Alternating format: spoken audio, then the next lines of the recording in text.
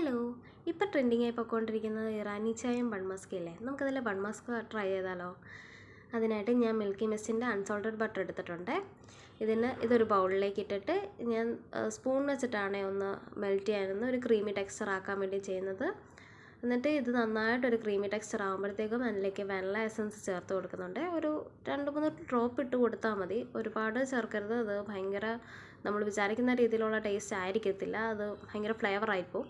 അപ്പം അത് നന്നായിട്ടൊന്ന് ചേർത്ത് അത് നന്നായിട്ടൊന്ന് ഇളക്കി കൊടുക്കുന്നുണ്ട്. എല്ലാ നമ്മുടെ ബട്ടറിലും അത് നന്നായിട്ട് ചേരുന്ന രീതിയിൽ നന്നായിട്ടൊന്ന് ഇളക്കി യോജിപ്പിക്കണം. എന്നാൽ മാത്രമേ നമുക്കത് കറക്റ്റൊരു ടേസ്റ്റ് അതിനകത്ത് എല്ലാ ബട്ടറിലും ഫ്ലേവർ അത് അറിയാൻ പറ്റുന്നുള്ളൂ. ഇതിലേക്ക് ഞാൻ പഞ്ചസാരയും ഏലക്ക പൊടിച്ചതും കൂടിയാണ് ചേർത്ത് കൊടുക്കുന്നത്.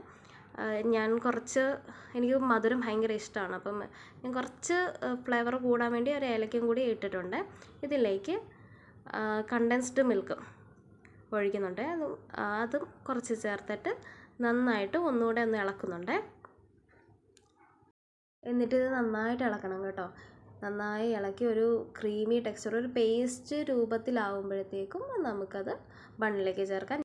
ഞാനിവിടെ മോഡേണിൻ്റെ ബണ്ണാണ് എടുക്കുന്നത്. ഇതിൻ്റെ നടുക്കൊന്ന് മുറിച്ച് ഇതിൽ ക്രീം തേച്ചിട്ട് നമുക്ക് നോക്കാം എങ്ങനെ ഉണ്ടെന്നുള്ളത്. നമ്മുടെ ബട്ടറെല്ലാം ഇതിലേക്ക് കുറച്ചായിട്ട് പുരട്ടി കൊടുക്കുന്നുണ്ട്. അപ്പം എല്ലാവരും ഒന്ന് ട്രൈ ചെയ്ത് നോക്കണം. മധുരം ഇഷ്ടമുള്ള ഒരാൾക്കും ബട്ടർ ഇഷ്ടമുള്ള ഒരാൾക്കും എന്തായാലും ഇഷ്ടമാകും. കാരണം ബട്ടർ ഇഷ്ടമല്ലാത്ത ആൾക്കാർക്ക് ഇഷ്ടമാകുമോ എന്ന് എനിക്കറിയില്ല. എന്തായാലും ഒന്ന് ട്രൈ ചെയ്ത് നോക്കണം. എന്തായാലും നമ്മുടെ ബൺ മസ്ക് ഇവിടെ റെഡി ആയിട്ടുണ്ട്. നമുക്കാണെങ്കിൽ ഇനി ഇതൊന്ന് കഴിച്ച് നോക്കാം എങ്ങനെ ഉണ്ടെന്ന്. അടിപൊളി ഗൈസ്.